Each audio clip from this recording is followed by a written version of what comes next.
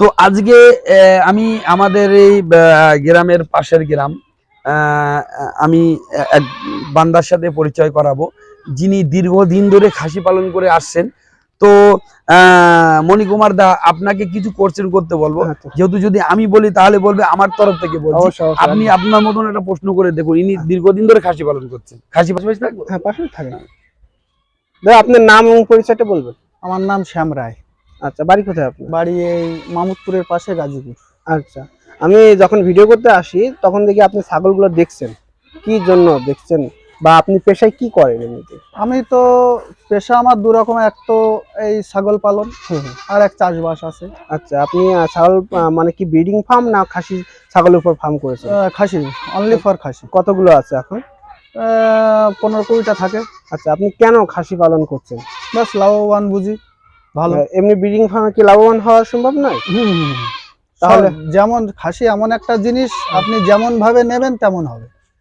আচ্ছা, কতদিন ধরে আপনি এই খাসির উপর আমি পুরো 1 বছরই নেই, এই সরস্বতী পুজোয় নেই।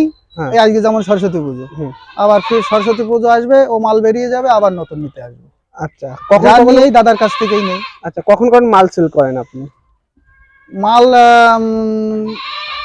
এই তো আচ্ছা, ঠিক আছে, এসো। আচ্ছা, খাসি যেহেতু আপনি বাণিজ্যিক ভাবে খাসি ছাগলের উপর ফার্ম গড়ে তুলেছেন, নিশ্চয়ই বিক্রি করার প্রয়োজন পড়ে। অবশ্যই। আপনি কখন কখন মালগুলো সেল করেন যাতে বেশি মূল্য পাওয়া যায়? এক তো এই বিয়ের সিজনটা আসলে বেশি হয়। আচ্ছা, যেমন এখন এই ফাল্গুন মাস আসছে, মাঘ ফাল্গুন মাস, এখন একটা বিয়ের ভালো সিজন। এই সিজনটায় প্রফিটটা ভালো পাওয়া যায়। আচ্ছা, কি পরিমাণ ওয়েট হতে পারে, মানে ওয়েট কোন কোন জাতের খাসির উপর আপনি ফার্ম করেছেন? খাসি যেমন আমার তো পছন্দসই নিয়ে যায় তেমন কিছু না, দাদারা যেটা হাতে করে দেয় যে দাদা এটা ভালো হবে, আমরা সেটাই নেই। আমার দাদার পর বিশ্বাস হ্যাঁ, করে দাদার পরে বিশ্বাস করে নিয়ে যায় মালটা। আচ্ছা, কিন্তু লস হয় না, হ্যাঁ, হয় ভালোই। আচ্ছা, 60 কিলো 70 কিলোর মালও হয়। 60-70 কিলো মালও হয়ে যায়, তাই তো? হ্যাঁ। আচ্ছা, বেশ ভালো। দেখুন, ধন্যবাদ দাদা, আপনাকে। আমি একটা কথা বলবো।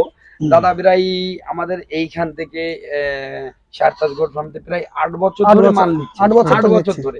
তো ইনি প্রত্যেক বছরে প্রায় 10টা 15টা 20টা করে মাল না। ইনার পেশাই চাষি, এবং ওর সাথে সাথে আমি ওনাকে সাজেশন দিয়েছিলাম যে ভাই কিছু ছাগল পালন করো। তো ওনার বাড়ি থেকে হয়তো খুব একটা মানতো না প্রথম শুরুতে। আমি 2 পিস দিয়েছিলাম মাত্র। সবাই বলল 2 পিস, জানো 2 পিস পালন করো, তারপর আগে দেখো। তো সেই 2 পিস প্রায় 70 কেজি করে ওয়েট হয়েছিল। আমি কুরবানিতে বেচেছিলাম প্রায় 1 লাখ টাকার উপরে 2 পিস ছাগল। তো সেই থেকে ওনার এই খাসি পালনের প্রতি আগ্রহটা আরো বেড়ে যায়। তো সেই থেকে উনি প্রত্যেক বছর এই সরস্বতী পুজোর এই সময়টাই বেশিরভাগ আসেন। ওনার একটা কোঠা আছে, মানে বছরে 2টো লট বের করে। একটু বড় সাইজের মালটা নাই, বছর 2টো লট বের করে দেয়। এই সময় একটা নেবে, নিয়ে একটা 6 মাস পারলো, 6 মাস পরে লটটা বের করে দিল। আবার 6 মাস পরে আবার 10 পিস নিল, নিয়ে আবার এই যেমন আপনার ভাইফোঁটা, কালী পুজো, নবমী, যেমন জানুয়ারির এই যে সিজনগুলো, এই সিজনে আর একটা লট বের করে দেয়, দিয়ে আবার এই সময় আর একটা লট নিয়ে নেয়। তো এবার প্রায় উনি 8 বছর ফার্মিং করছে আচ্ছা, শুধু খাসির উপর।